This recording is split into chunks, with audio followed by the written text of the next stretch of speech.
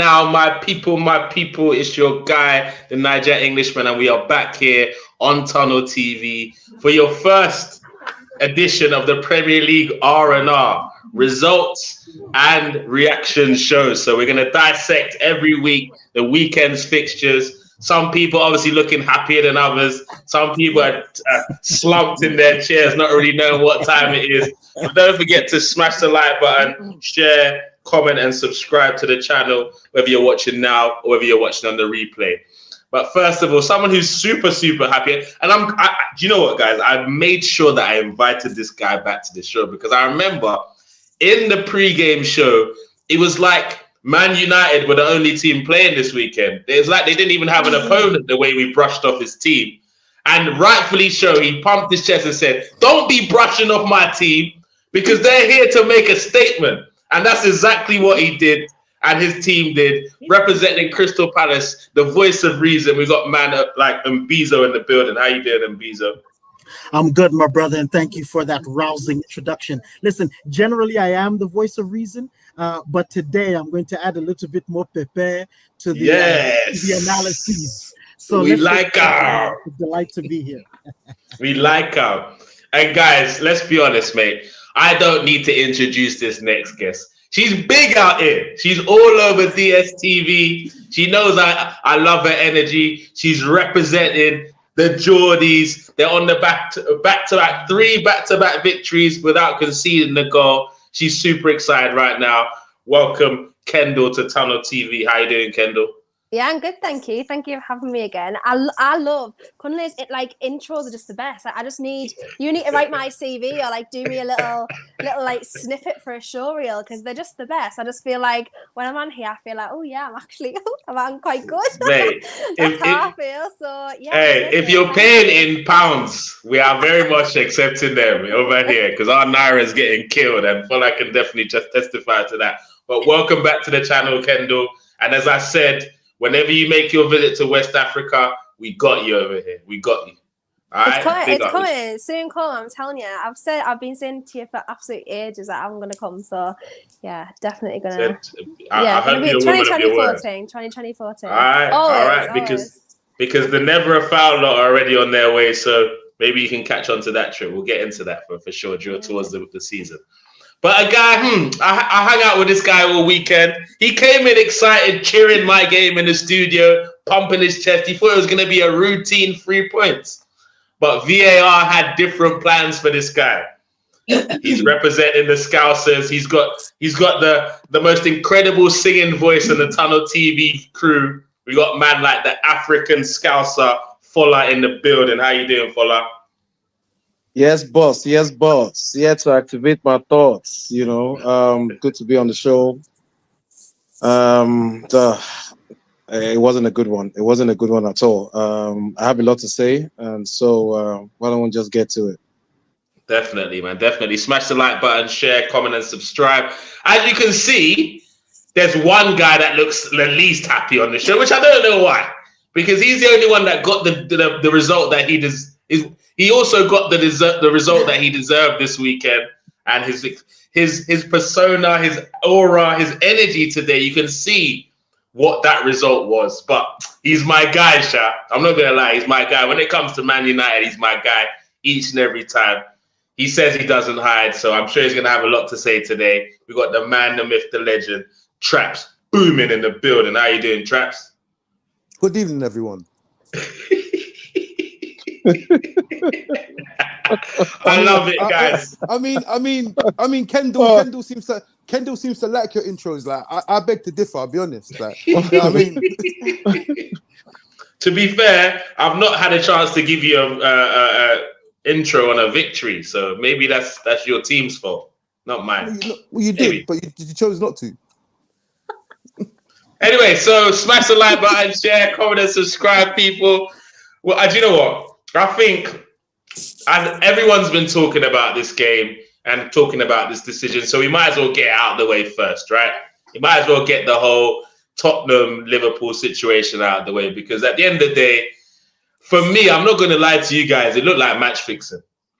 Because for the first time in the 4 years that VAR has been in the Premier League, they drew no lines. And for me, I would thought that was a red flag already that they drew no lines. I didn't think anything of it until the game ended and I actually saw the situation again. I saw you could say a dubious red card, but that was more human error. Some people say he should give it, some say he shouldn't give it. The first decision with Jota probably shouldn't have been a yellow card, but he was stupid enough to get the second yellow card after he was on the yellow. So I gotta say it's a Jota situation. But Fola, as you're the African scouser, I think it's only right you start. What did you make of the game, and how do you feel now? 48 hours after the decisions have been made. Where are you at, bro? Man, I'm still feel pissed. Free to chime in. Yeah, I'm still pissed. To be honest with you, I'm still absolutely pissed. It hasn't really sunk in yet. To be honest with you, I mean, like, where do I start from? I mean, to be honest, I've been watching the Premier League for like over 30 years now, and I'll be honest with you, that's the most corrupt football match I've ever seen in my life. To be honest with you, that is the most corrupt game. Absolutely daylight robbery. Pretty much. That was what happened. If you look at the incident of, okay, let's look at the red card, right? Or the red card incident with Jones. Okay, it was when the referee was called to the screen, you could already tell what whoever was at that VAR, whoever was sitting there already he had a bit of an agenda. Yeah, he had an agenda. So the picture was blatantly red card. If I see that any day, any time of the week, that's a red card. Without even looking at the image of what happened. I mean, there are professional football players have come out and say this. Now, sometimes what Jones was trying to do was just go over the ball. And, it's a slippery pitch. Do you understand? His leg just went over the ball. Yes, he hit Basuma, but Basuma was running after like 20 seconds. The guy literally played 90 minutes. If that guy was a malicious tackle, he's gone. That's it. He's done for the year. Do you understand? Okay, we'll leave that.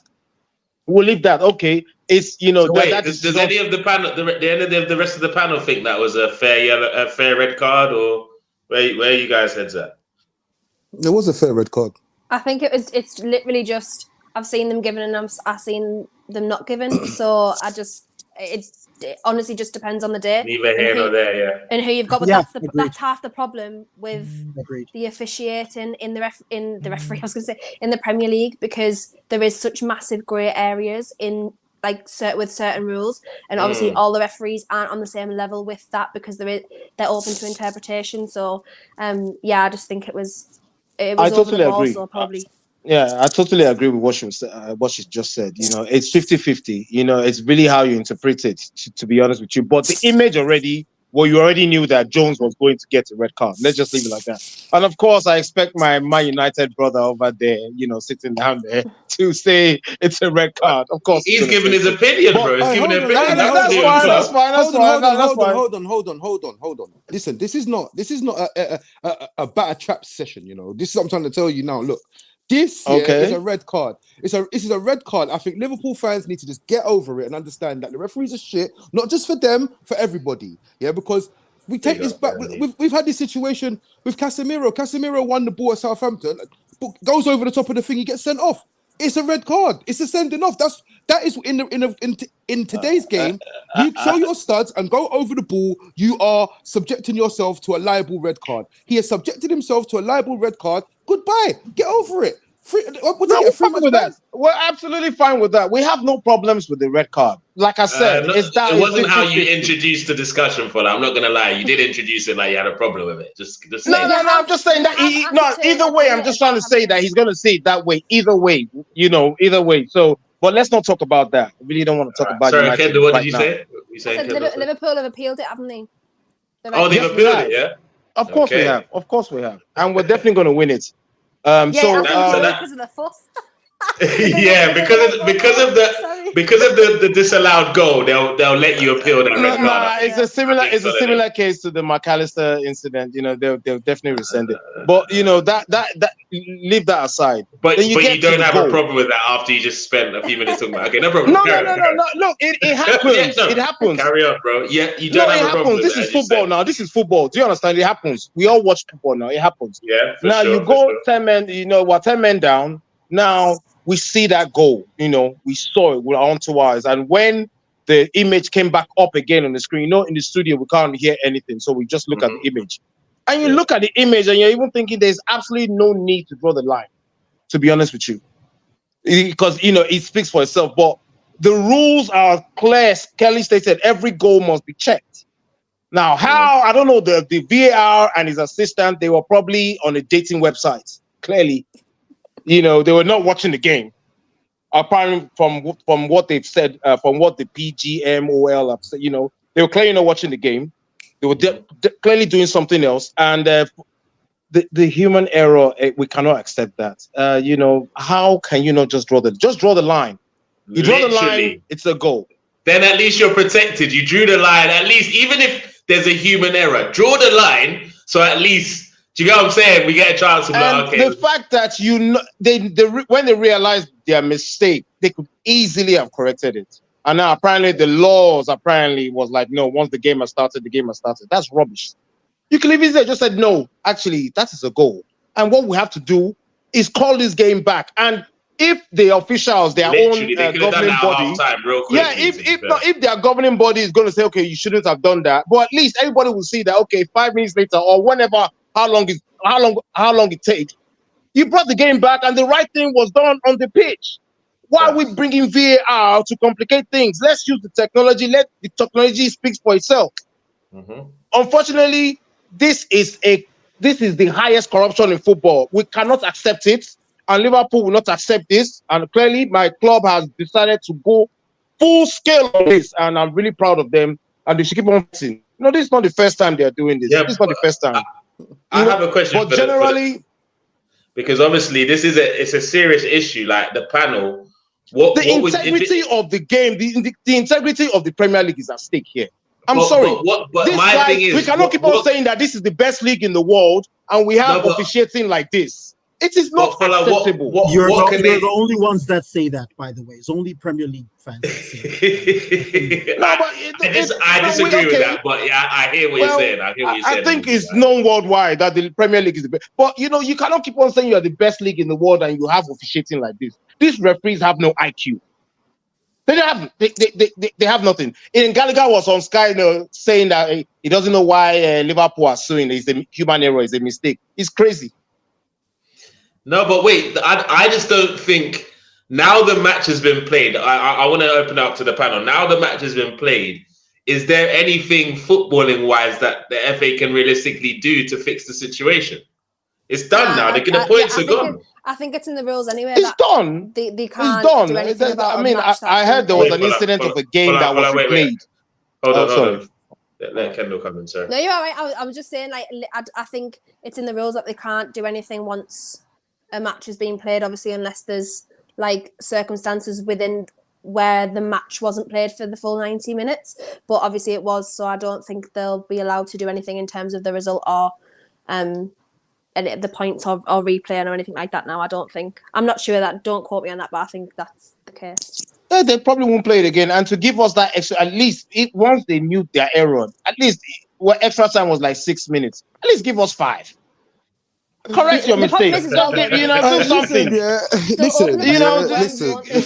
Listen. You see, listen. It doesn't matter what Liverpool do. You ain't getting your 3 points, blood. Move on. Yeah? We're not moving on. Yeah, forget about it. He said we're not moving on. Forget about it. Yeah, it's done. Yeah, teams get done out of points. Teams get done out. A lot of dubious decisions have absolutely been in Manchester's favor this season. To be honest with you, I mean, if we can go back to we're not on to the Man United matter yet. Keep on topic. We'll get to Man United matter in due time. Don't worry. Go on, if I may chime in briefly here, the fact of the matter is, yes, poor officiating on the weekend. I thought that decision was shocking. I hear this, okay, whatever, human error, but for me, for any professional league in any country in the world, that's not acceptable. Particularly if you have VAR at your disposal. Exactly. In my experience, Premier League is actually one of the weaker leagues in terms of the top leagues in the world in terms of refereeing. So that for me is no surprise that the level of Premier League reffing is below the rest of, at least for example, the top European leagues. It's in my experience, it's always been behind. Less transparency. And I think just in general, pretty poor decision making. And again, with access to VAR, there's absolutely no reason why that should have gone down the way it's gone down, whether there's human error or not. The very reason why VAR exists is for the purpose of mitigating whatever risks and human errors might be present in the game. So I don't think that was acceptable at all. I wouldn't accept it as a Liverpool fan, and I don't accept it as a neutral football fan. I think it was unacceptable. Exactly. We shouldn't. If we love football, we shouldn't accept this. Do you understand? But what are you gonna do? What are you gonna do? Do you know the only issue I have with that is when it was other teams that were suffering, like just for example, like Newcastle, when Isak's goal was wrongly ruled offside and we got an apology and things like that. Like Liverpool fans weren't there sitting saying, "Oh, let's have a movement against the referees. Let's all get officiating out of the game." But Speak now on it, Kendall. everyone wants us to come together for that decision. Now, that's the only issue I have personally. I'm not saying you, like specifically said that or anything. I'm just generalising of like what I saw, online and like in fact, to be fair, even something like I think it was it not Wolves against City like before. And then they had like a really bad decision against them, and like people were celebrating. I think Fulham. It was Wolves. John Martino handball. So like, and obviously it was celebrated. When he's back.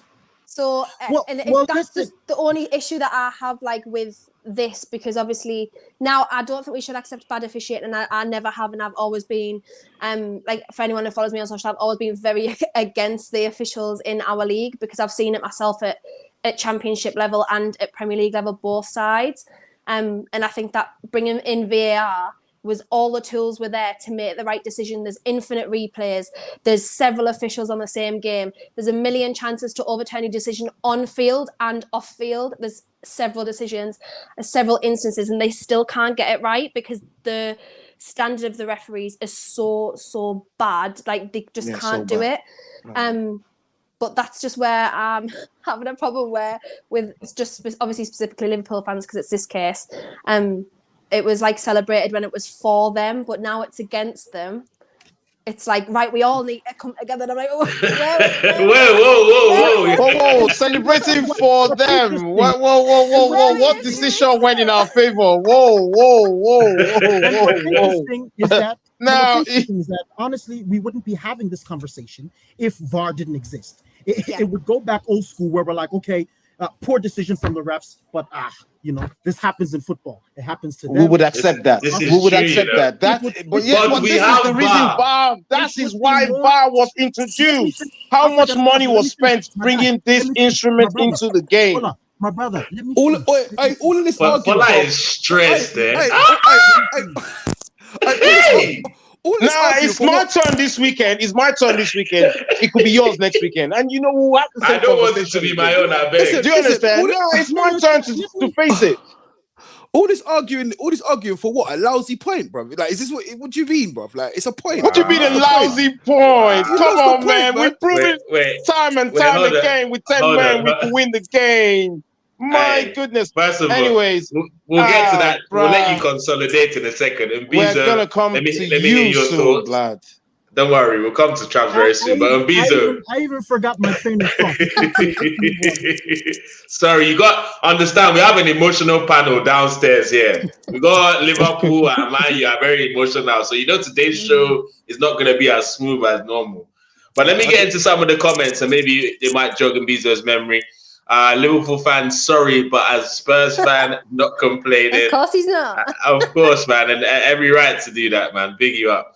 As a Liverpool fan, I think that what happened to us on Saturday wasn't fair at all. How can VAR be up there and not check Diaz's goal? It's crazy. When you hear the explanation for everything, it sounds even weirder. It makes no sense. Makes no sense. We thought the goal was going to be given, so I didn't say anything to what are you talking about? Like, I would have rather they just kept that part out, because that is scary. I think we've asked for the audio. We've asked for the audio now. We've asked for the audio recordings. They asked for the audio. It's actually insulting to our intelligence, really. They should have just said, literally. We need the audio. We need transparency. We need to see. We need to hear what's happened.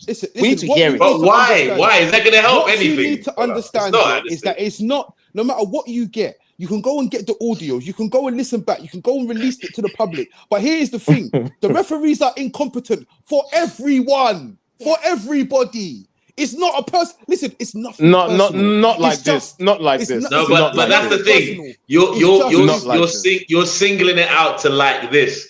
It's not about whether it's like. No, hold on, Traps. Hold on. It's instead of the like this ain't the issue. Where the issue is referees in England are washed. They're gonna make a different decision wrong next weekend and a different one following weekend. The issue isn't not like this. Maybe this is the first time this particular error has happened, but does that make it any more special? Nah, it don't make it more special than I what think we just need to have the conversation.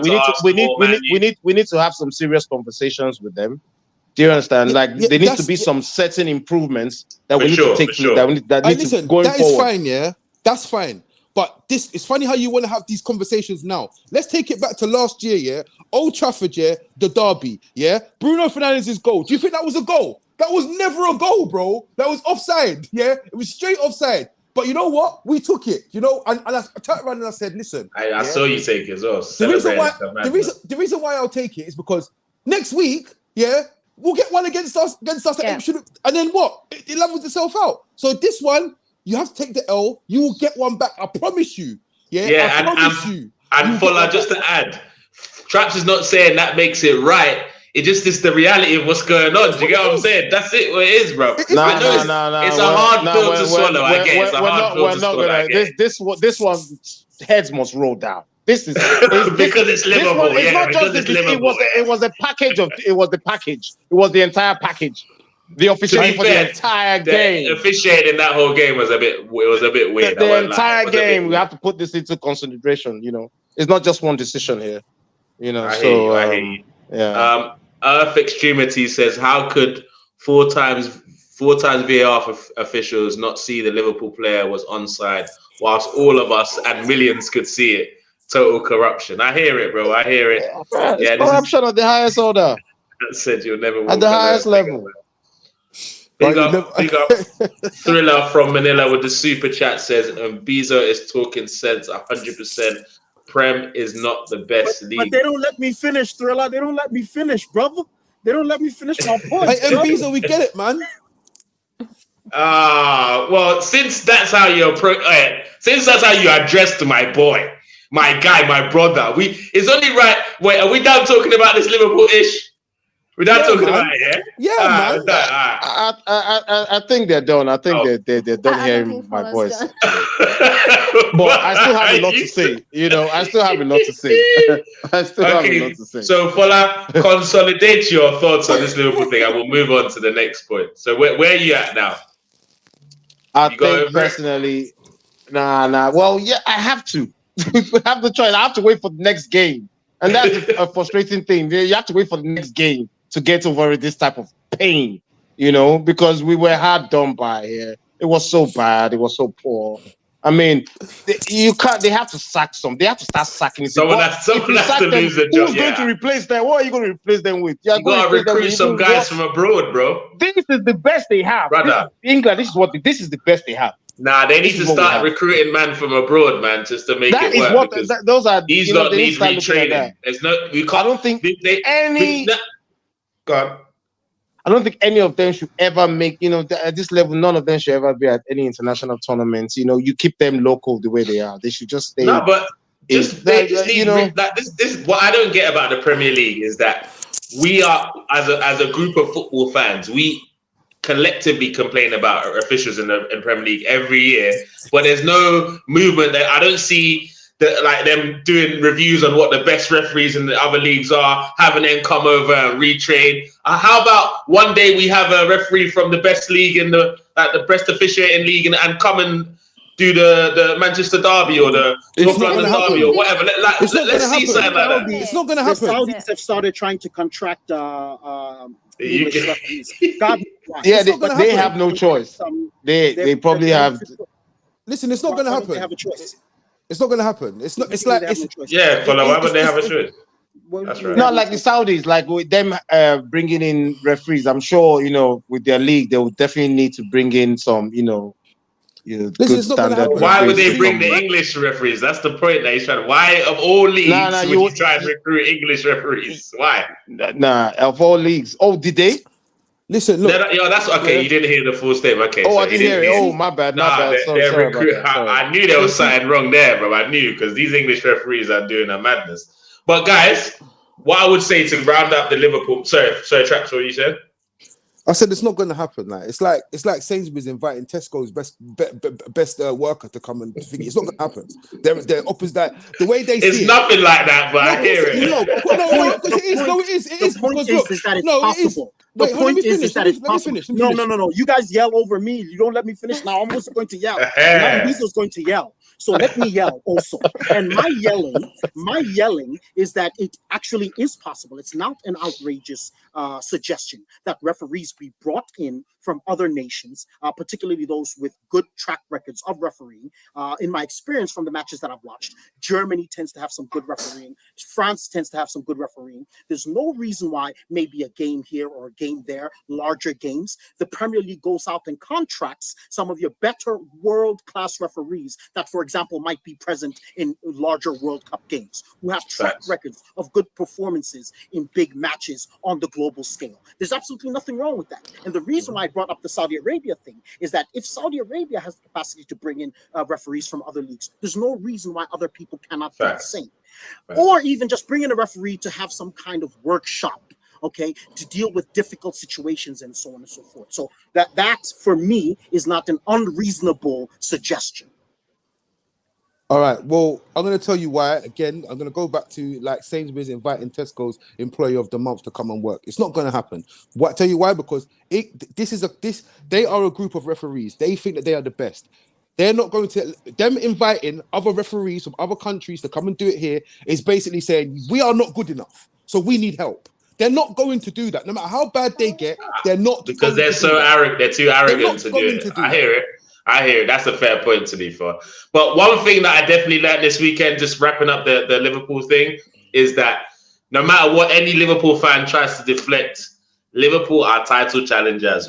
No matter what they want to say to me, I don't want to hear they replaced their whole midfield and blah, blah, blah. Liverpool are title challengers because even with 9 men, I thought they were going to hold it. I thought they were going to get that point, man. If not for that moment of like that unpredictability for Matip in the last 30 seconds, they would have ran away with a really impressive point considering all the circumstances. And they even looked like they could score and take the lead against Spurs of 9 men. I don't know if you guys saw that too. So I don't know if any of you were brushing off Liverpool prior to this weekend, but for me, I said it beforehand, but no Liverpool fan can chat rubbish to me that they're not in a title race, bro. What you guys saying? A game at a time. A game at a time. Shut your mouth. Shut your bloody mouth. I think no. We have to. Nah, bro. What City are doing? They're cheating. So obviously, look, City are not even in second gear, to be honest with you, and we know what they do. They do this all the time, season after season. Do you understand? I don't think there's anybody that is going to compete with City for the title, but we're definitely going to take second. I'm putting you on mute for that for talking rubbish, man. I mean, hey, what's all this for? Like, come on, bro. You're better than this. Liverpool are title challengers. Stop it. Hey, Nigel, listen. A game at a time. Like I said. All right, whatever. City are cheating. Coward. A big Liverpool with big Jurgen Klopp. Coward. No, he's the best manager in the world. You're a coward. He's the best manager in the world. You're a coward. He's the best manager in the world. It's all right. But hey, just so you guys know, the reason why I'm treating Follow like this, because this is not the energy he comes to the studio with every weekend, guys. All this, one game at a time, all that stuff. What he shouts world best about 17 times during the game. So Follow, we're not having it on this show. I say it about some certain players. Alisson is the world's best goalkeeper. My manager is the best manager in world football. So therefore, you're in a title race. Thank you. I appreciate that. My right back is also the best right back in world football. Exactly why you're in the title race, Fola. You're just highlighting the reasons why it's not one game at a time for Liverpool. You are in the title race. Yes, we are in the title race. Yes, we are in the title race. Yes. Big up Victor. He Why says the title the EPL referee should go to Saudi. I know we definitely beats Man U with 10 men. That's for sure. We'll get Man U's part's coming for life. Just calm it down for a second. Listen, Thriller Manila says, listen, you got to worry about AAK Athens first, man. Leave me alone. Wait. Let me get through these messages. Daniel Parchan from CONCACAF is the best referee in the region. Excellent track record, Kunle. I'll definitely go and look into that. Thanks, Thriller Manila. He's from Jamaica. Hey, shout out the Jamaicans. Is that your people there? Big up. Yeah. Look, he's not even repping here. The Man U supporter needs. Hold on. The Man U supporter needs to realize that the VAR corruption has now gone too far. It was only a matter of time until a Premier League club was going to start legal proceedings against the PGMOL. Interesting. But guys, big up the younger supporters in the background representing, I think, Newcastle and Liverpool. I'm thinking of doing a some sort of show involving the kids of some of the content creators. Man, we're gonna do something in the summer, man. I'll let you know what? She wants to say something. Hold on a second. Let's tell you who she supports. Who do you support? Let me hear. Who do you support? Did you get that? Sounds like bullying to me, fella. Sounds like you're fortunate to say something. No, say it again. Who do you support? You better say the right team. Hey, don't bully her, bro. She don't want to answer them questions there after what you lot did against Spurs. She's embarrassed to say Liverpool. Songs. But Mbizo, all the songs. There was a game on Saturday. Manchester United at home to the mighty Roy Hodgson's Crystal Palace. They went up to they went to the theatre of screams and caused another nightmare. Talk to me about what you saw. Talk to me, Mbizo. Let me hear how you saw the game, and then feel free to tag in Trap so then everyone else can get all stuck into the festivities. Hey, man thinks he's Peter Drury and that about theatre of screams and that, man. Chill out, bro. Mbizo, man, the floor is yours. Listen, I loved it. To be very frank, and this is a scathing. I need shameless Mbizo. No, don't interrupt him. No, hold on. Before you begin, Mbizo, yeah. Before you begin, I just want to say, yeah, I like listening to Mbizo because he gives a fair point. I'm trying to push him in the right direction here. But yeah, we need shameless Mbizo today, please. That's what we need. Traps, because what I was actually going to begin by saying is this is going to be a scathing indictment on Manchester United because we did not play particularly well.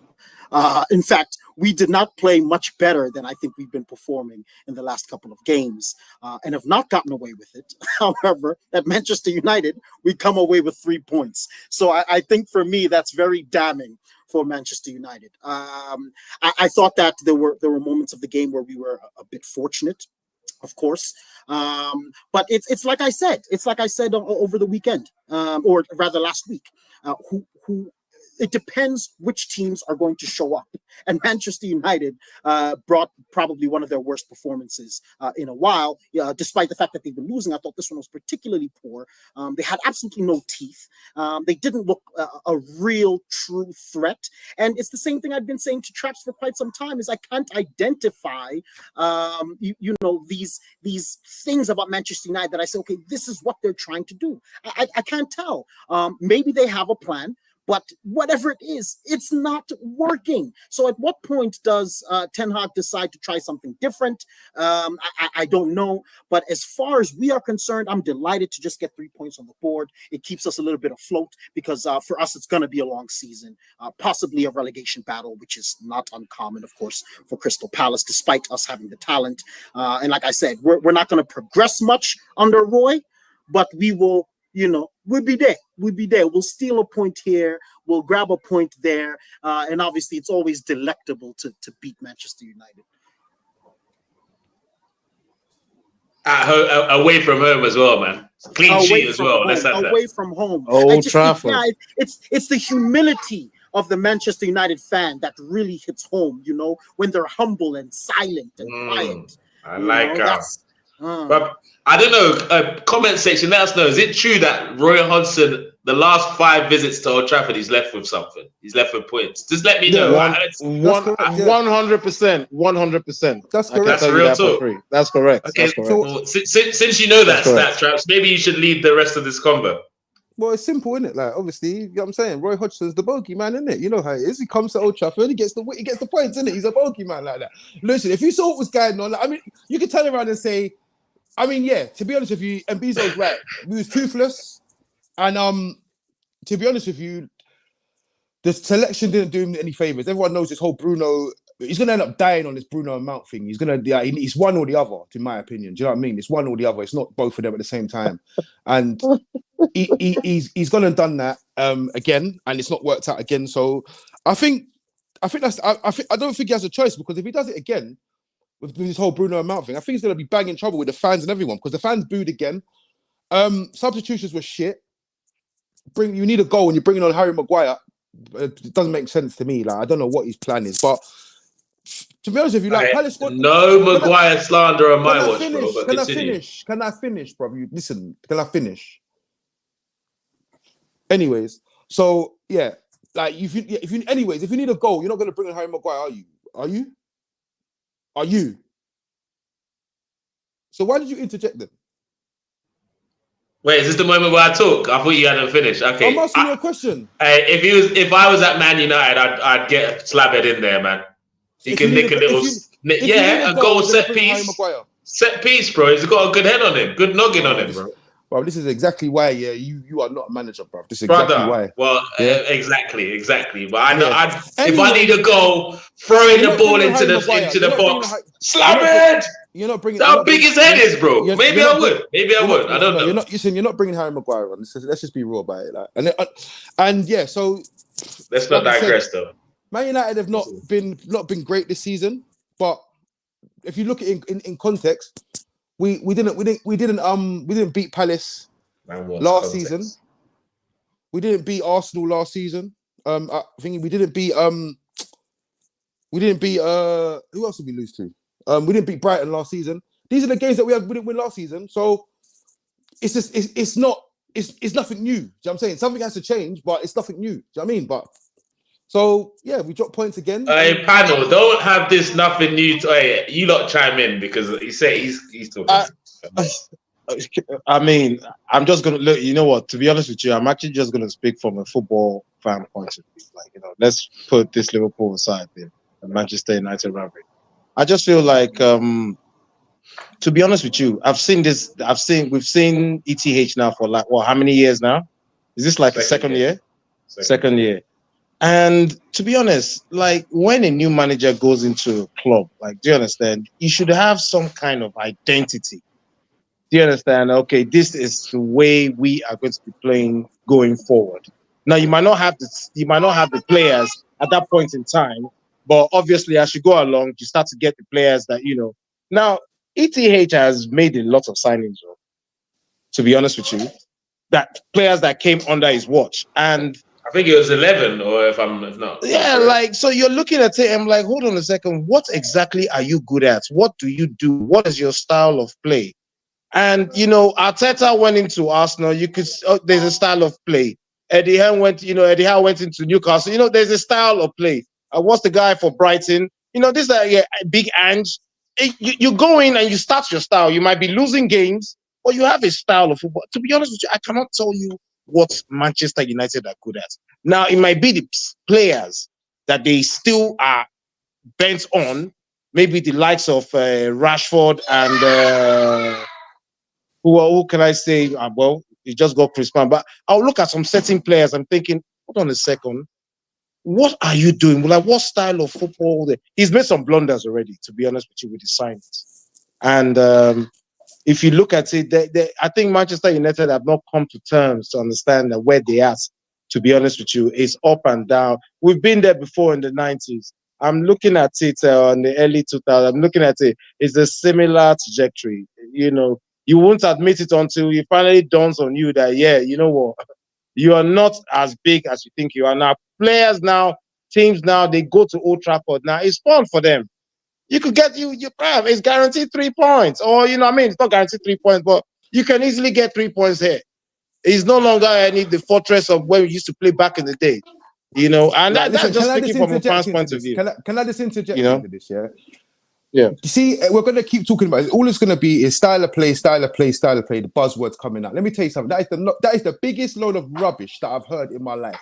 You are talking about people coming to Old Trafford and getting points.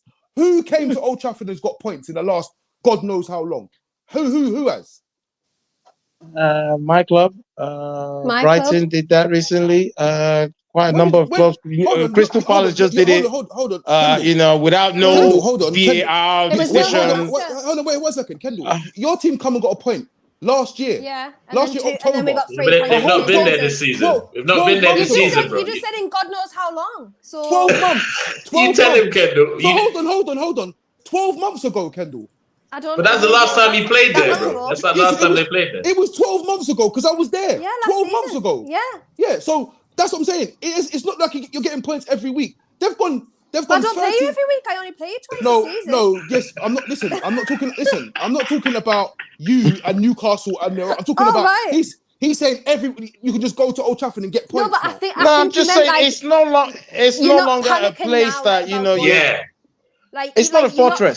Put it that way. We're going to lose here, which you used to under Alex, like Sir Alex. Everyone used to think, oh, great, it's just we're going to lose at Man United now. I just think, like, obviously the culture's changed now, just with the manager change, but that was going to happen anyway.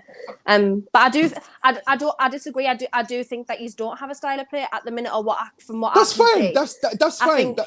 That's fine. But like I said, if we don't have a style of play, right, and you don't know what Eric Ten Hag's doing. Yes, it's not worked out this season because he's brought new players in and he has to get it right and find out his best 11. He doesn't know that at the minute, because obviously players are injured and whatnot he has to do, right? But when you say you don't know what he's doing, for you to go 31 games unbeaten, and lose a couple of games, now all of a sudden, Old Trafford's gone from a fortress to a food bank where everyone can just come and get what they want, like it's not really. Do you understand? It's not really. Yeah, you come out of last season with the most clean sheets, but you don't know what he's trying to do. It doesn't make any sense. Yes, this season. No, wait. This season it hasn't gone well, right? It hasn't gone well, and he has to get it right. But let's not go on like we've seen United's best 11 play and just get battered off the park. We haven't seen that yet. So I don't understand where this is all coming from. Now, Traps, I hear the angle Traps is coming from because he's talking like that with what Brighton. Don't try to tell me. With what I saw with what Brighton did to you guys. You have to let Niger Englishman talk. But let me land. I've let everybody talk. Well, I get what Kendall was trying to say, but I understand where Traps is coming from. But this, Kendall, correct me if I'm wrong. What Kendall was trying to say, Traps, is not that teams willy-nilly get points at Old Trafford. That's not what she was saying. She's saying teams are rocking up to Old Trafford with the mindset of we can nick something here, rather than back in the day. It was like, hold on. He said it, not her. He said it. I said it. No, but I was like, okay, you added on to it. Okay, sorry. Yeah, it was similar. But that's what you meant. We're not saying everyone gets points there, but people think they can get points there. That's the difference. Did you not turn around and say people come go Old Trafford and get points? They feel like they can do that. Yeah, I did say so. Like, it's not like based on. Okay. How many home games? Wait, hold on. How many home games have you had this season, Traps? I don't know. Maybe a few. 4 or 5. 4, and you've lost 2 of them, bro. Okay. That's all we're going. And this is the current season which we're doing analysis of. So if he's saying teams are rocking up to OT, thinking they can get something, Wolves were a decision away from getting something at OT. Wolves was a decision away from getting something at OT, right? So hold on a second. So I'm just saying, you've had 4 games there, and you could have easily lost points. You've lost 2, and the other 2 you won. So hold on. So we're talking about points that we didn't lose based on decisions. No, we're talking about the way teams approach going to Old Trafford. That's what we're talking about. We're not saying they get something every time, but they feel they can. That's what we're trying to say. All right, cool. If you feel like that, come and collect your points, innit? We are coming to collect our points. Are you joking? Come collect your points. Are you joking? Before? Come collect your shoot up Old Trafford. After seeing what Brighton did the other day, forget what Crystal Palace did. Bruv, any ball-playing team is coming there to run that place up, mate. They're coming there to run riot. Can I just point something out to you? You do realise, Brighton, before Brighton beat us the other day, Brighton was the last team to beat us at Old Trafford. Do you realise that? And they open up the new floodgates now. They've opened up the floodgates now, bro. But this, so they opened up the floodgates now, right? But they was the first team that we played at home last season, and we lost to them. And the floodgates got shut, right? Okay, so since you lost to Brighton, how many games have you won at OT, bro? Since you lost to Brighton, how many games you lost at OT? We played 2 games. I didn't ask how many you played. I asked how many you won. We played 2 games and we've lost 1. So obviously the floodgates haven't been closed then, have they? Well, they've not been opened because we played since then and we haven't. We've won at home. You lost against Crystal Palace, bro. Yes, what are you talking about? We lost against Crystal Palace. We lost against Crystal Palace and we also beat them in the same week. What are you talking about? Yeah, but the most recent result is you lost, right? So the tap is still open. The tap is open, bro. You know, it's ridiculous. Come on, that's nonsense, bro. It's ridiculous, bro. I'll be honest with you. Like, I don't understand. Like, why the truth hurts. The truth hurts, bro. That's it. How can the truth hurt? When I'm talking, no one takes my point. It's like you just want to rattle me. So if you want to rattle me, I'll just be rattled then, innit? Let's be rattled. We don't have to. We're not trying to rattle you. You're rattled. So what are you doing? Bro, we're trying to have a conversation about Old Trafford being opened up the floodgates. You're not. Every time I put a point to you, you're just talking shit. I'll be honest. No, I analyzed both your points just now. I know, bro. No, you and you're rattled. And you're rattled, bro. I'm rattled because it's annoying. I'm not gonna lie, it's annoying. Bro, I'd be rattled if I lost 1-0 at home to Crystal Palace too, bro. There you go but again. It has nothing to do with what the panel are asking you. All right, anything we say today was going to rattle you, Traps. That's it, bro. No, because I'm trying to put points. You're trying to put points, and what you're trying to do, you're trying to orchestrate this to be like, like it's it's not that session, bro. Like I would defend myself. It's that session, my guy. It's not that session, it's exactly that session today, brother. Ridiculous, bro. All right, let me get into some of the comments so Traps can calm down for a second, bro. I love it. You know what? I always love it when I see United like this. It's sweet to die. Smash the like button for Traps each and every time, bro. Ten Hag made mistakes playing Rashford. I want to get into the Rashford. And Beezy, I want you to address the Rashford thing after I get into some of these comments real quick. Big up Ken in the comment section. Ken, I told you before. Yeah, Spurs are better than United, and I laughed. Did I laugh? I don't know if I'm laughing now, boy. That's an interesting one. We'll get back to that and another stream. Crystal Palace's win over Manchester United made Roy Hodgson the first manager to go 5 consecutive Premier League games unbeaten at Old Trafford. 4 matches in charge of Palace and 1 in charge of Watford. Wow, that's an interesting one.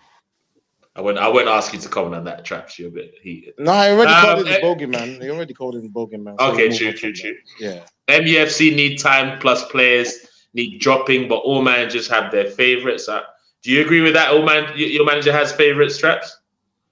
I don't know, man.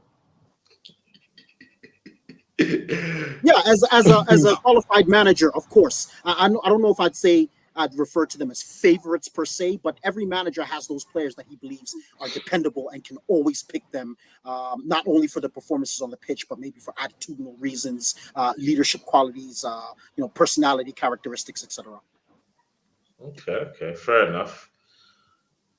Would you? I said yes to this. I believe Ten Hag overachieved last season personally, because for me, I came into last season not really overly rating him as a manager, and I believe him finishing 3rd, he increased my opinion of him as a manager, because I thought that Man United squad was trash, not based on the quality of players, just the mindset of the squad. They had a great squad of players if they're all at their peak, but I thought the mind play of players they had in their squad last season, I could see Ten Hag finishing 6th. But the fact that he utilized those players effectively to get to 3rd, I thought another window of Ten Hag, then we start really reaping the benefits of that overachievement last season and really seeing the style of play. I've got a question for Traps. Traps, if he had the free-flowing football he was playing at Ajax that people got used to, but you were still on the same points that you are right now, would you think any differently to your team, or it just is what it is? How do I think of my team? What do I think of my team? Yeah, well, yeah. No, but this is what makes me look. No, that's a good question. Sorry, that was a good question. Let me land. This is what makes me let me land. Sorry, because you believe there is a style of play that is being played right now, because you think there's an effective form of football being played at Manchester United, and it's what I believe, and you're able to use that to get to third place last season. Am I wrong? So I don't listen. I just don't understand. What are you trying to say? Are you trying to say Erik ten Hag was lucky to get to where he got last season? And when you say overachieved, do you think finishing top 4 and winning a League Cup is an overachievement for Manchester United? Is that what you think? I think. No, I disagree. I disagree. Not for the club, but for how I feel about the manager. Do you think that's an achievement? Bearing in mind, my statement has always been Erik ten Hag is a nobody in English football and has to come here and prove himself. Do you think when the Carabao Cup and finishing third is proving yourself? Is that what you think? That's not what I said. I just said no. I don't.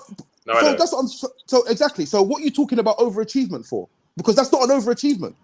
For you, but for me, for what I expected of that Man United team last season was 6th, and they finished 3rd. So for me, it was an overachievement. That was my opinion. Yeah, but what do you expect? Your expectation and overachievement is 2 different things. Traps, my brother Traps, if I might mediate here, I don't think you've quite understood the question, because it was a question, it wasn't a statement. What he's asking, and try not to take this as a criticism of how Manchester United's performing. What he's asking is because I think you've agreed that Manchester United has not always played the most attractive football, right? When we spoke 100%. Last time, we agreed on it, right? So what he's saying is, if Manchester United happens to be playing attractive football, but still had the same points tally as they do now, would you feel any different than what you feel now? We don't know what you feel now, but whatever that feeling is now, would it be different? No, it wouldn't be any different, because at the end of the day, and that's all the question was. So you can let me answer it, or forget it. No, Go ahead. Traps, answer, man. Go on. No, the answer's no. Forget it. No. It's like no. Traps, man. This is 4-4 for you, man. You're better than this, mate. RJ says ETH needs 2 more seasons. 2 more seasons to do what? Let us know what he needs 2 more seasons. How long would you give Arteta if he does not win anything? I've said it, if Arteta doesn't win anything this season and we finish second, I'm not in the actual title race against City, then if people want him to go, I'm down with it, bro. I'm down with it, man. But for me, I'm saying, who would they want to replace him with? If they're talking Diego Simeone, I don't want that guy at my club personally. I don't like his style. But I don't mind if they're saying they want to sack him if they don't win anything this season. I'm okay with that, man. I ain't got no problems with that. I don't know what he's listing. I think he's listing teams that are beaten. Yeah. When are we going to talk about Newcastle? We're talking about them after the going through some of the comments. Spit out, man. I don't know who he's referring to. Is that for me, or is that to Traps, or is that to Mbizo? Let us know. That's a little more stressed than Ten Hag. Shit, bro. The comment section. Big up Traps each and every time, my guy. All right. So I think we should move.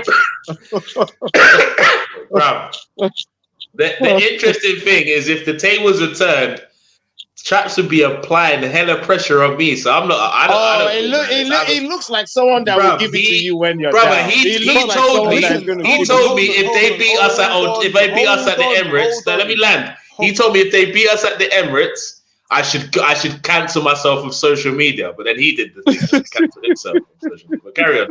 Well, I didn't cancel myself because I'm here. But you missed that. So you were away for 3 weeks, bro. I showed you. You missed the whole interaction, bro. So I showed you what happened. So why are you still going back onto that? Why? Let go. Get over it.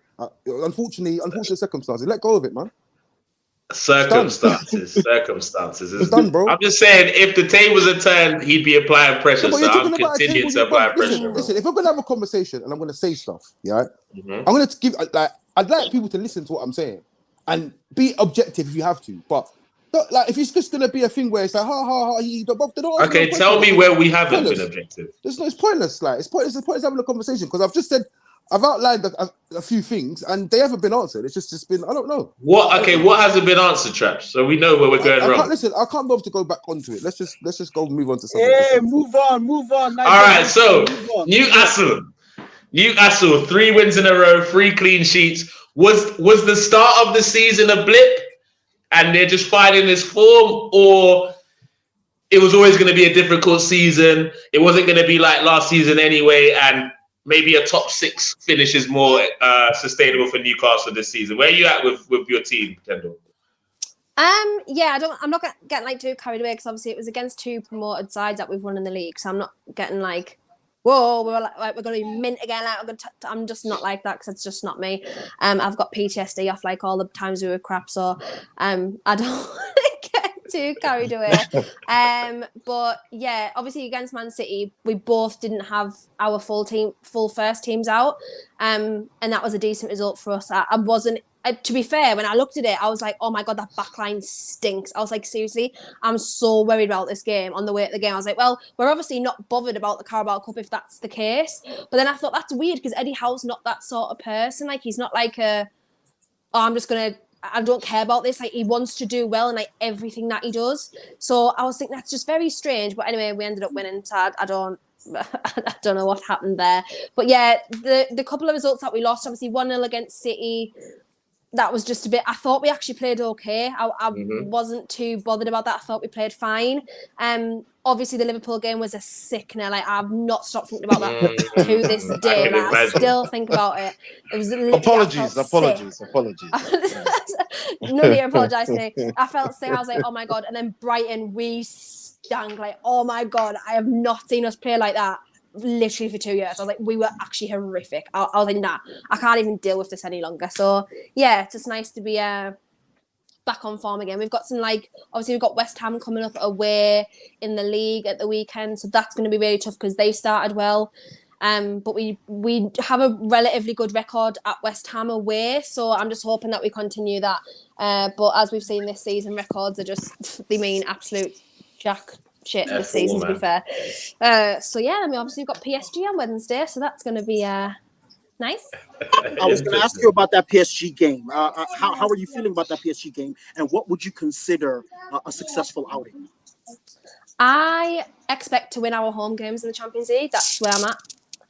Okay, expect a bit far, because I'm not going into. I'm glad you pulled yourself up yourself. Like, whoa, like what? I want us to win our home games in the Champions League, because I think that's where we're best at. Obviously, we're best at home and with the crowd and stuff. PSG have had a really bad start by their standards in the league as well. So obviously, I want to take advantage of that if we can at home, because they're our last away game as well, like mid-November. So yeah, I want to take advantage of that. So I am expecting. Well, I'm expecting it to be close. Don't get me wrong. I don't think we're going to like run away with it or anything, but I'm really hoping that we can take advantage of we've got 2 home ties in a row now, so we've got PSG and then Dortmund at home. So yeah, hoping that we can take advantage, because to be fair, everyone was like, oh, you're excited about a point away at the San Siro. Yeah, I freaking am. Last season, well, not even last season, the season before, I was 20th in the league. Do you know what I mean? Like, I think I'm going to be happy. I'm happy that I've gone to the San Siro and I've managed to come away with a point, because we were like, the first half, I was like, oh, now we're going to get battered. I was like, it's going to be like 4-0. And I was worried. To be honest with you, it's good to actually see Newcastle up there. When you were looking at one of the major clubs in the Premier League, that's probably one of the biggest sleeping giants for a very long time. And to see them now doing the Champions League, I'm hoping to take the other sports, obviously to take the United as well. I personally don't mind seeing Newcastle. There's 5 spots this year, I think. So. Well, yeah, you never know. Is that definite? It's 5 spots. Is that definite? It's not definite. It's just there'll be 2 leagues that are involved in the Champions League that take the 5 spots. So, and it's based on coefficient. So it's based on how you do in the Champions League this season. So it's not historical. It's you need clubs like Liverpool to take part in such competitions, because we don't just take part.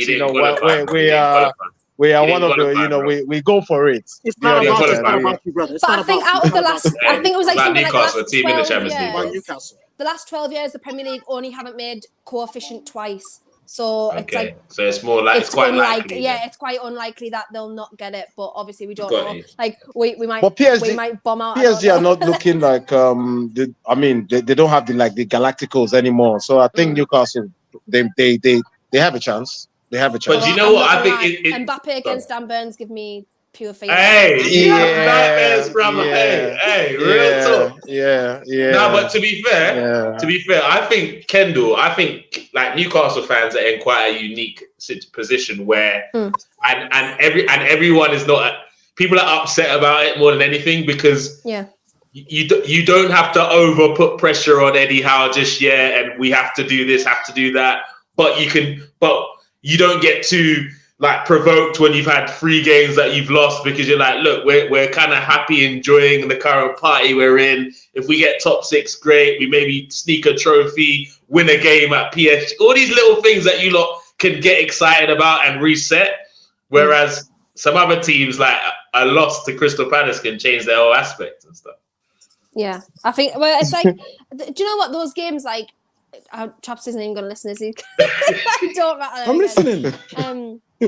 No, it's like it's not about you anyway, so you're all right. But we want you involved, Traps. We don't just want you to listen. We want you involved. Those 3 games that we lost, like obviously Man City, Liverpool, Brighton. The Liverpool one was the worst because obviously just the circumstances of how it happened. But we are better off in points than we were last season at this stage, and we've played much harder games. So that for me is like why we've progressed. Massive, you know what I mean? Like that. Yeah. Like, so that's for me. And I know everyone wants me to be like, at this stage, and everyone wants Newcastle fans to be like expecting things and be like, right, we're class now. Like, obviously we are class, but that's by the by. But I'm not like going to sit here asking questions like this. I'm not thinking this. Oh well, Eddie Howe's going to be gone this season if he doesn't win a trophy, because it's not that. I don't think that's how we're looking at it either, because we've overachieved so quickly, and I don't mind people saying we've overachieved. We absolutely have overachieved, like in a very quick succession. Yeah, we are where we are on merit based on results, but if you look at our squad and just how quickly we've got into the Champions League within a year, and obviously Carabao Cup final, like that was our first final for 20 odd years, first Champions League for 20 odd years. So the fact we've done that within a season, considering where we were the season before, we were literally 20th at Christmas. Like, I'm not sitting here thinking, right, well, that was a very... Does anyone watch Sky Sports, Charlie Nicholas? Because he always says, I'm sitting here thinking. For anyone who does watch Sky Sports. But yeah, that was literally just... We'd rather watch you on SuperSport, Kendall. But carry on. I know. Soon. But yeah, so I'm not like falling over myself to expect a trophy. Although I do expect, if... I want us to get out of the Champions League groups, and I want us to have a good cup run. That is where I'm at this season. If we do both of those things, I'm happy. I'm not bothered about a trophy. Like, it doesn't bother me at all. And for me as well, we have to get European football in some aspect. If we dropped out of Europa League, I'm not bothered. That's not the end of the world. And like, oh my God, we haven't got Champions League again. I'm not. But if we dropped out of conference, then I'll be a bit like, Yeah, I think those are actually really reasonable expectations. Having watched Newcastle a couple of times, I think I mentioned it in a couple of other streams, Nigel, that I've actually enjoyed Newcastle's game so far. I've enjoyed what I believe is still an ascent. I think they're still rising. I've always been a fan of Eddie Howe. I like some of the players that Newcastle has on paper, including that Swedish boy, and his name always disappears from my head every time I want to say Isak. I mean, what a player! That's my kind of striker. Oh, what a delightful player. That's my kind of forward player. You know, a player that can create his own opportunities when the services are coming, a guy that can come up with a bit of genius. And as far as Tuesday is concerned, I think if there ever was a time to beat PSG, it would be now. I mean, they had a pretty poor performance. I watched them against Clermont last weekend, and they were pretty bad. I mean, a little unlucky as well. It's one of those things where one or two of the shots coming in from Mbappe or Dembele goes in, and it's a different game altogether. Maybe the floodgates open. But yeah, they've had a pretty poor start to the season, and I think Newcastle can steal some 3 points. I think they're obviously a superior team to Clermont, and if Clermont can hold PSG, so can Newcastle. If they come in with the expectation that it'll be a tough game, they're going to have to grind it out. So I think that's going to be an interesting one. Yeah. Traps. Do you reckon? Hold on, Traps. Do you reckon that a lot of people are being quite lenient on the Newcastle thing, considering that they're the richest club in the world right now, or the way we're addressing them is about right now? Well, I don't know what Newcastle owners are going to do, but to be honest with you, I don't think they're here to enjoy Europa League football. I think they're here to, and I personally think if Eddie Howe get drops out, like I don't even know, maybe I think if he don't maintain his Champions League spot, his job's under threat because I don't think the owners are there to be oh yeah, let's just go Europa. I think Eddie Howe's a stepping stone, and when he hits his ceiling, he'll be gone. Because they're not just going to stop at thinking Eddie Howe's the man going to be there for the next 5-10 years. He's not.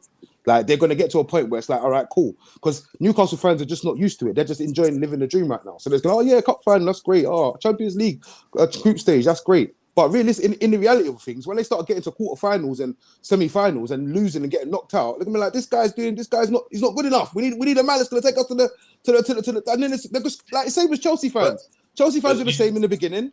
They was like, oh, we're just happy to do this, happy to do that. They won the leagues quite quickly. And that's how it is. The only people that, anyways, the only people that are happy to be in the mix here is you lot. That's you lot, trust me. And Newcastle fans, it's early days for them. It's Arsenal. Newcastle fans are in the early stages of their takeover. So they're just, it's like the honeymoon period now. But when it starts getting intense and it starts getting to quarterfinals of Champions Leagues and getting knocked out and getting beat off like, you know, like getting beat and they feel like they should have won and whatnot, they're gonna want the manager out and they're gonna want to start winning games. They're gonna want to start winning trophies. But for now, like you said, it's been 20 years since they've been to a final. Of course they're gonna enjoy it. I hear it. I think for the next couple of seasons, Straps is right. For the next couple of seasons, Eddie Howe is kind of in a unique situation where he can kind of get away with quite a few things. But and you know how the social media era is, and I know Newcastle are going to collect some gold digger fans as Chelsea have done, as Man City have done in the past. So I think there will be a little bit more pressure. But I think he's in a good, unique situation you're all gold diggers. You're all gold diggers. What? You supported Arsenal because they were poor? You supported Man U because they were the worst? You decided on Liverpool because they have no history? Hold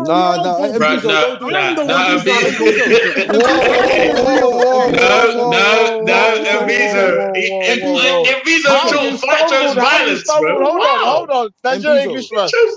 However, you stumbled to Crystal Palace, I have no idea where that started from. But look, that was a bad mistake because, bro, you're not going anywhere anytime soon. I'm sure I've explained to you before. And to be honest with you, I'm sure I've explained this to you before why I support Man United, right? Have I never explained it to you? Have I never explained it for you? No, you never explained it. This is a Tunnel TV exclusive right now, Traps. When I was a kid, this is when gather around. Let me tell you a story, right? So when I was a kid, he's managed to deflect us. Go on.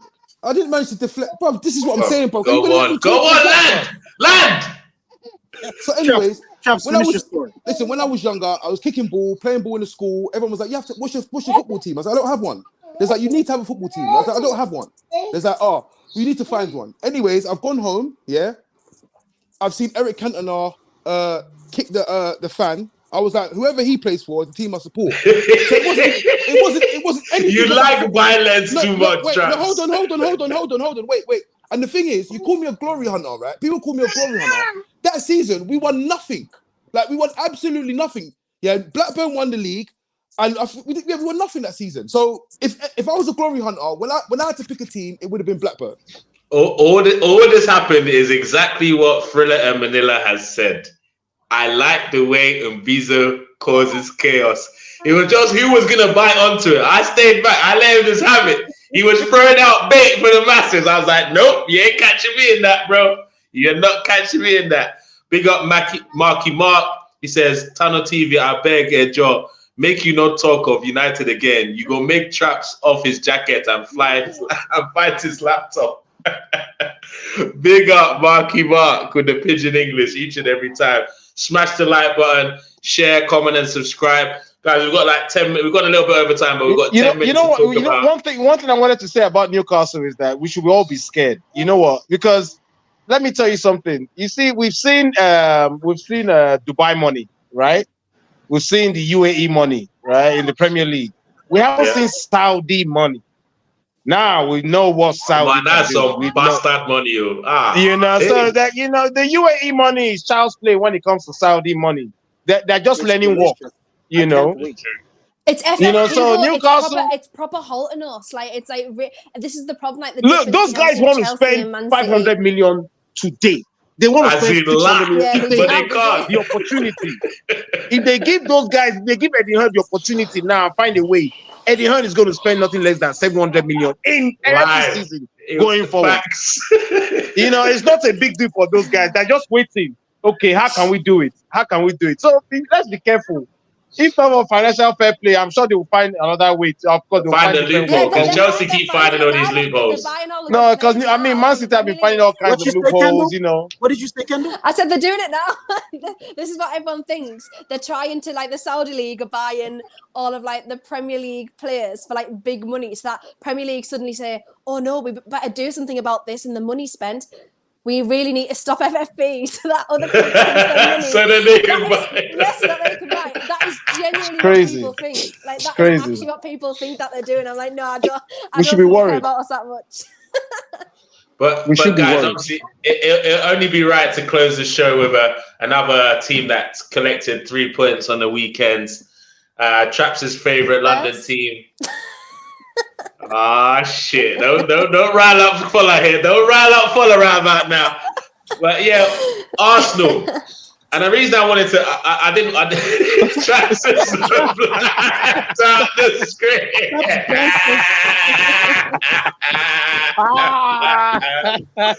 Traps is freaking legendary. I said, fuck this. I'm not here for this. I'm not here for this. Shit. I don't know. This is a quick question to Kendall. Do you want Everton relegated?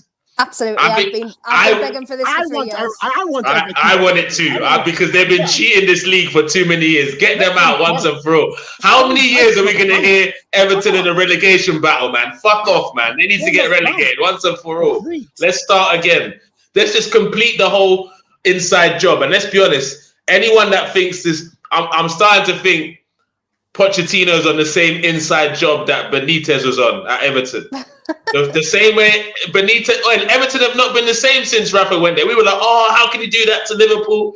He saw the bigger picture we didn't see. He said, I'm going in there. Bruv, come on, man. Going in there to he went there to work. And I'm going to leave. He went there to work. In Rafa, we trust me. Trust me, everyone thought he was a fraud. Everyone thought Rafa was a fraud, but no. Rafa went there to cause all manner of chaos, and he almost did it. He almost did it. If they gave him too much jobs. Because they've not recovered. They've not recovered yet, Coppola. They're not recovered. Sorry, Ambito. The person that actually messed this thing up, if we're actually going to not banter, was actually that whole Ancelotti thing that they had going on. They put a lot of faith in Ancelotti. They brought in some big-time players who only came into the club because of the presence of Ancelotti. And then he bounced and left them with a huge wage bill and the incoming managers just did not have the capacity to coach those guys. And I think that's where the downfall began. At any rate, anyone who hires Frank Lampard and Sean Dyche deserve what they get. Facts. It's as simple as that. I don't know why they keep doing that thing. It's as simple as that. It's as simple as that. If you put it that way, Lampard, you get what you get. Come on, you're not expecting Lampard to be the world's best manager just like that. Do you understand what I'm saying? I mean, what has he done really? So they keep giving the guy the job. Personally, just one more thing. They need to sack that Southgate, and in fact, it's even Eddie Howe said that they should put in that position. All right, don't upset Kendall, man. He's not trying to hear that right now. Luckily, he said he wouldn't leave club football for international football. He said plenty of times, but I do think he will be the England manager. If England comes calling, there's no English manager that turned down that job. Let's just call it as if they come calling. I don't think anyone would want it now, though. Like, you reckon with this squad that they have? I just think it's like like when Chelsea, like even now, like it's like a poison chalice. Like it's just like you're under so much pressure to do well all of the time, and like Southgate has done relatively okay considering his choices and stuff, because I don't even like him. Like, I think he's rubbish, but he's done okay for us in terms of considering his squad choices and stuff. But yeah, I think a manager like Eddie Howe, who obviously a lot of people won't know because it's not a manager, do you know what I mean? But he's so meticulous and he's extremely involved in day-to-day run-ins of clubs and things like that. And like he is a perfectionist.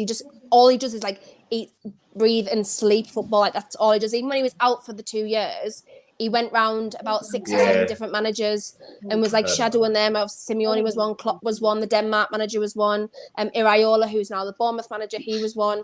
And he just went round and like studied all of these managers. Like I don't think he could put that aside for months at a time to manage England Kendall, at this stage. You know these English lot, British Bulldogs. I can't say no to the Three Lions. It's quite consoling because he does love a British signing. Like obviously we've signed Gordon, we've signed Harvey Barnes, Nick Pope, Dan Burn.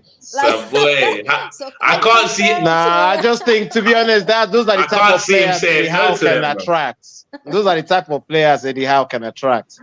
I think we've done pretty all right. Bruno. What they need to do is put him in the England job. Isaac.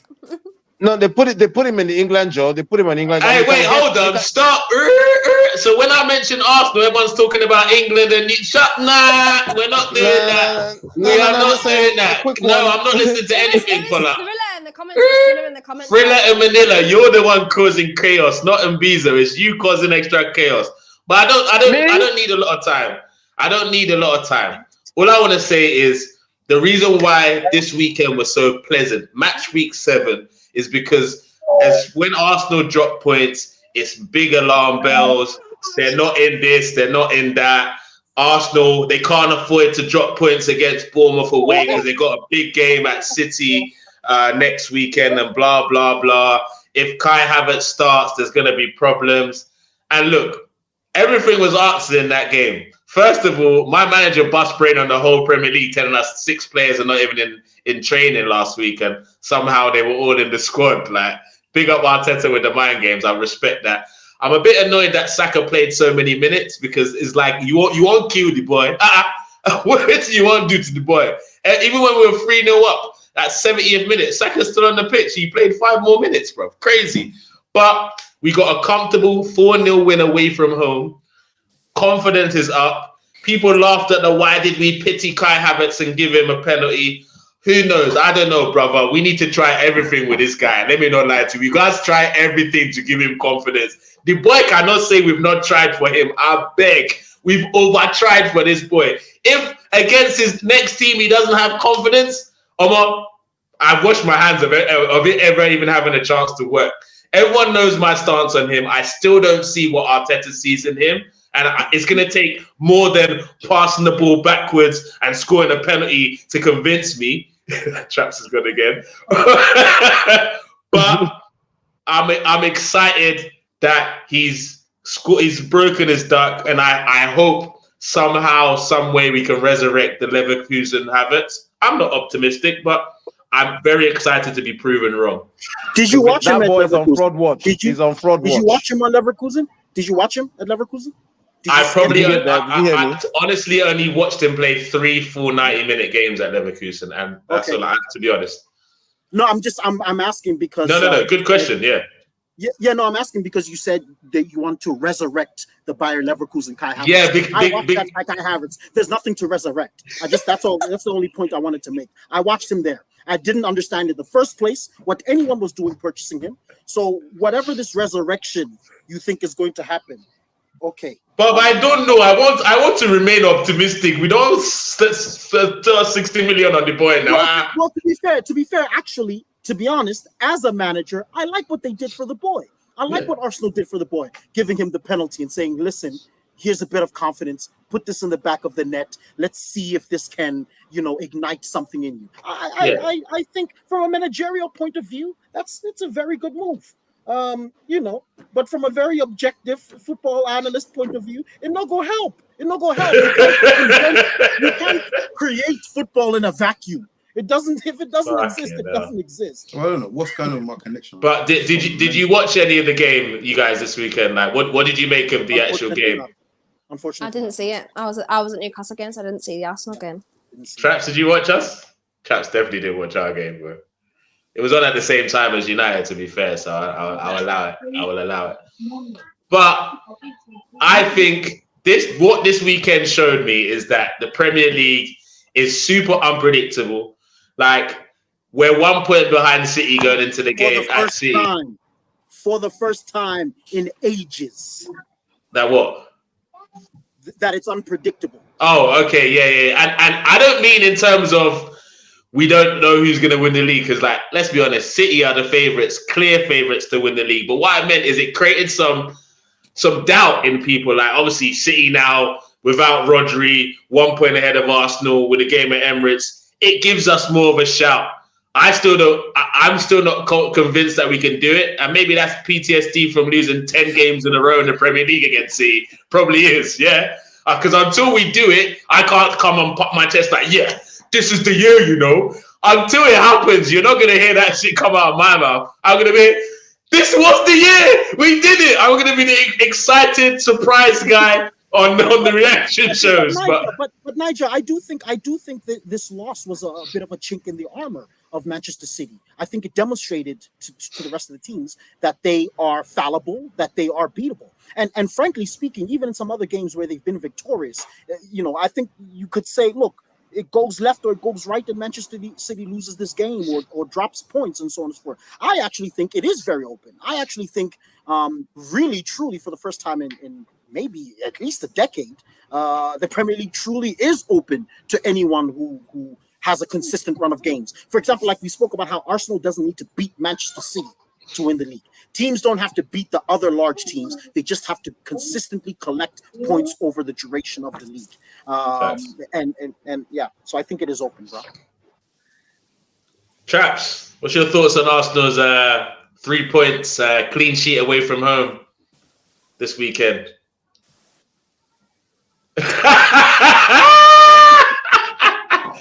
Traps, you're removed from the show. You can't keep doing this, man. Big up, Traps. We'll invite you back to the show next week. Big up, Traps, each and every time. Oh, no, I didn't get rid of Traps. I got rid of Fuller from Traps. All right, Fuller. So what are your thoughts on Arsenal? Bouncing back from the Spurs disappointment with a convincing win away from home and a clean sheet. What did you make of it? Can I hear you? Okay, so nobody wants to see when it's my team. Nobody wants to conversate. No one wants to like. You can hear me. I can't hear you guys anymore. I thought you were asking him. I was asking Fuller, but anyone else jump in now? Anyone else jump in? Because this is annoying me now. My thoughts are, I think Arsenal can win the league. I don't see why they can't. But there's no reason why they can't. I absolutely agree with Mbizo. I think that it's the closest probably this year the league's ever seen at this stage, because obviously now we start to see teams pull away significantly, and we see like the patterns of play, we see the styles of play, we see what's like likely to happen later on.